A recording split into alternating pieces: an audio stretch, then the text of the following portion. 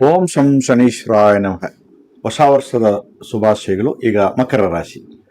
ನಮಸ್ತೆ ಅಸ್ತು ಭಗವನ್ ವಿಶ್ವೇಶ್ವರಾಯ ಮಹಾದೇವಾಯ ತ್ರ್ಯಂಬಕಾಯ ತ್ರಿಪುರಾಂತಕಾಯ ತ್ರಿಕಾಗ್ನಿಕಾಲಾಯ ಕಾಲಾಗ್ನಿರುದ್ರಾಯ ನೀಲಕಂಠಾಯ ಮೃತ್ಯುಂಜಯಾಯ ಸರ್ವೇಶ್ವರಾಯ ಸದಾಶಿವಾಯ ಶ್ರೀಮನ್ ಮಹಾದೇವಾಯ ನಮಃ.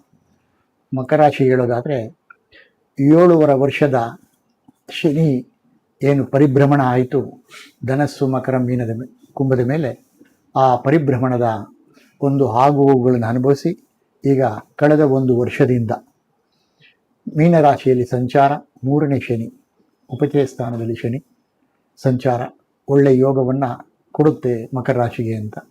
ಆದರೆ ಈ ತಕ್ಷಣಕ್ಕೆ ಗುರುಬಲ ಇಲ್ಲ. ಇನ್ನು 2 ತಿಂಗಳು ಕಳೆದ ನಂತರ ಗುರುಬಲ ಬರುತ್ತೆ. ಸೊ ಗುರುಬಲನೂ ಇರುತ್ತೆ, ಶನಿ ಬಲನೂ ಇರುತ್ತೆ ಮುಂದೆ.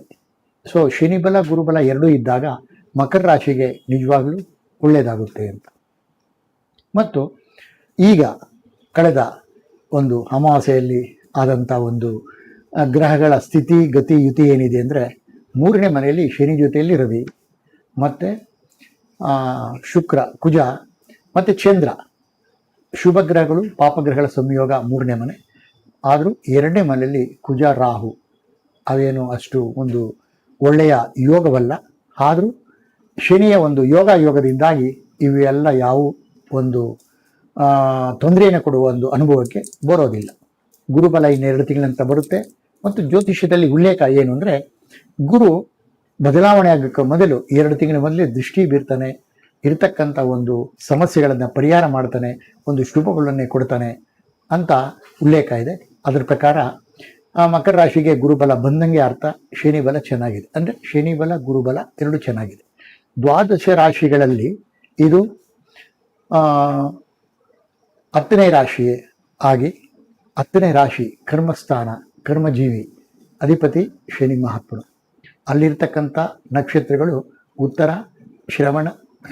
ಉತ್ತರಾಷಾಢ, ಶ್ರವಣ ಮತ್ತು ಧನಿಷ್ಠ ಅಂದರೆ ರವಿ ಚಂದ್ರ ಕುಜನ ನಕ್ಷತ್ರಗಳು ಅಲ್ಲಿ ಸಂಚಾರ. ಅದರಲ್ಲೂ ವಿಶೇಷವಾಗಿ ವಿಷ್ಣು ಜನ್ಮ ನಕ್ಷತ್ರ ಶ್ರವಣ ನಕ್ಷತ್ರ, ಅದರಿಂದ ಒಂದು ಒಳ್ಳೆಯ ಯೋಗವಿದೆ.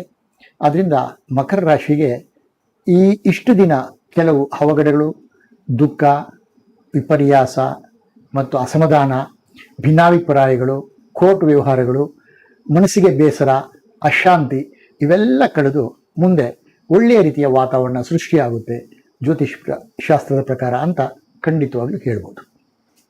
ಮಕರ ರಾಶಿಗೆ ಈಗಾಗಲೇ ಶನಿ ಬಲ ಇದೆ, ಹಾಗೂ ಈಗ 2 ತಿಂಗಳಲ್ಲಿ ಗುರು ಬಲ ಕೂಡ ಬರುತ್ತೆ.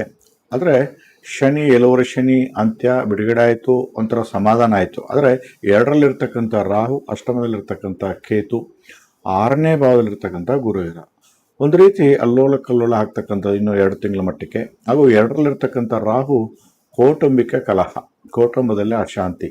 ಹಾಗೂ ಅಷ್ಟಮದಲ್ಲಿರ್ತಕ್ಕಂಥ ಕೇತು ಈ ರಾಶಿಯಲ್ಲಿ ಹೆಣ್ಣುಮಕ್ಕಳು ಏನಾದರೂ ಇದ್ದರೆ ಅವರ ಜಾತಕದಲ್ಲಿ ಕುಜದೋಷ ಏನಾದರೂ ಇತ್ತು ಅಂತಂದರೆ, ಸರ್ಪದೋಷ ಎನ್ನುತ್ತಿದ್ರು ಸುಯಿ ಜಾತಕ, ಅದರ ಸ್ವಂತ ಜಾತಕದಲ್ಲಿ ಇತ್ತು ಅಂತಂದರೆ ಮಾಂಗಲ್ಯಕ್ಕೆ ಹಾನಿ ಉಂಟು ಮಾಡುವಂಥದ್ದು, ಮಾಂಗಲ್ಯ ದೋಷಕ್ಕೊಳಗಾಗುವಂಥದ್ದು.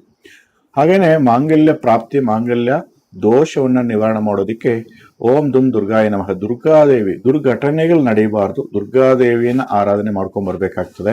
ಅದರ ಜೊತೆಯಲ್ಲಿ ಕುಟುಂಬದಲ್ಲಿ ಕುಟುಂಬ ಸ್ಥಾನದಲ್ಲಿ ರಾಹು ಇರೋದ್ರಿಂದ ಕೌಟುಂಬಿಕ ಕಲಹ ಅಂತ ಹೇಳ್ತೀವಿ. ಕುಟುಂಬದಲ್ಲಿ ಅಶಾಂತಿ, ಹಣದ ಸಮಸ್ಯೆ, ಹಣದ ಕೊರತೆಗಳಿರುತ್ತೆ, ಸಾಲದ ಸಮಸ್ಯೆ ಇರುತ್ತೆ, ವೈರಿತ್ವ ಜಾಸ್ತಿ ಇರುತ್ತೆ, ವೈರಿಗಳ ಕಾಟ ಕೂಡ ಜಾಸ್ತಿ ಇರುತ್ತೆ, ಅನಾರೋಗ್ಯ ಸಮಸ್ಯೆ ಕೂಡ ಇರುತ್ತೆ. ಸೊ ಇದೆಲ್ಲ ಕೂಡ ಹೋಗಲಾಡಿಸ್ಬೇಕು ಅಂತಂದರೆ ನವಗ್ರಹ ಶಾಂತಿನೇ ಮಾಡೋದು ಒಳ್ಳೆಯದು ಅಂತ ಹೇಳಕ್ಕೆ ಬಯಸ್ತೀನಿ. ಕಾರಣ ಯಾಕೆಂತಂದರೆ ಶನಿ 3ರಲ್ಲಿ ಇದ್ರೂ ಕೂಡ ರಾಹುಕೇತು ಬಲವಾಗಿಲ್ಲ, ಗುರು ಬಲವಾಗಿಲ್ಲ, ರವಿ ಅಷ್ಟಮಾಧಿಪತಿಯ ರವಿ ಜೊತೆ ಶನಿ ಬೇರೆ ಸಂಚಾರ, ಶುಕ್ರ ಬೇರೆ. ಮತ್ತು ಪ್ರೀತಿ ಪ್ರೇಮದ ವಿಚಾರಗಳಲ್ಲಿ ಅವಮಾನ, ಪೊಲೀಸ್ ಸ್ಟೇಷನ್, ಕೋರ್ಟು ಕಚೇರಿ ಮೆಟ್ಲು ಏರ್ಬೇಕಾಗತ್ತೆ.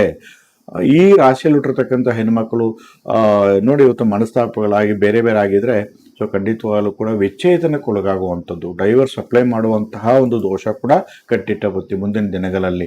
ಗುರುಬಲ ಏನಾದ್ರು ಬಂತಂದರೆ ತಕ್ಕ ಮಟ್ಟಿಗೆ ಗುರು ಹಿರಿಯರ ಆಶೀರ್ವಾದದೊಂದಿಗೆ ಅವರ ಮಾತಿಗೆ ಏನಾದ್ರು ಬೆಲೆ ಕೊಟ್ಟು, ಅವರ ಮಾತಿಗೆ ಸ್ಪಂದಿಸಿ, ಅವರ ಒಂದು ಏನು ಮಾತಿಗೆ ಬೆಲೆ ಕೊಟ್ಟು ನೀವು ನಡ್ಕೊಂಡ್ರೆ ಸೊ ಇದರಿಂದ ದೂರ ಆಗ್ಬೋದು.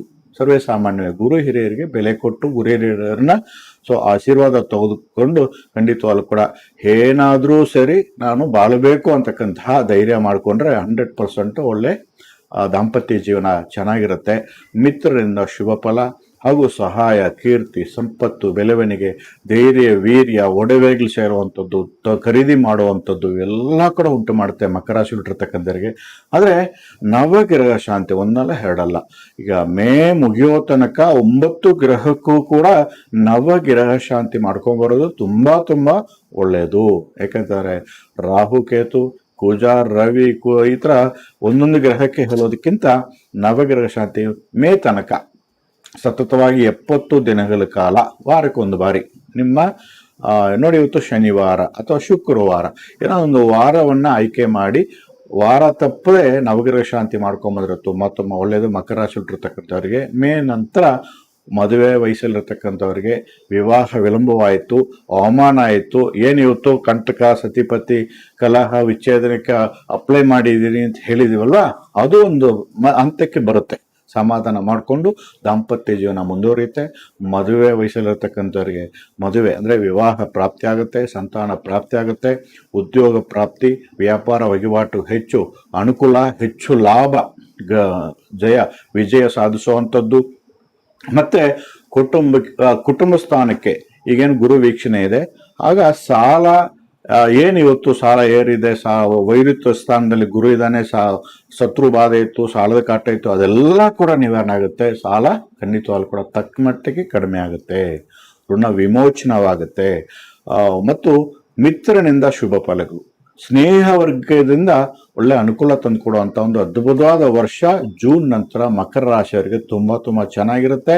ತಪ್ಪದೆ ನವಗ್ರಹ ಶಾಂತಿ ಮೇ ತನಕ, ತದನಂತರ ನೀವು ಗುರುಶಾಂತಿ ಒಂದು ಮಾಡ್ಕೊಂಬಂದ್ರೆ ಸಾಕಾಗಬಹುದು ಗುರುವಾರಗಳಲ್ಲಿ. ಶುಭವಾಗಲಿ.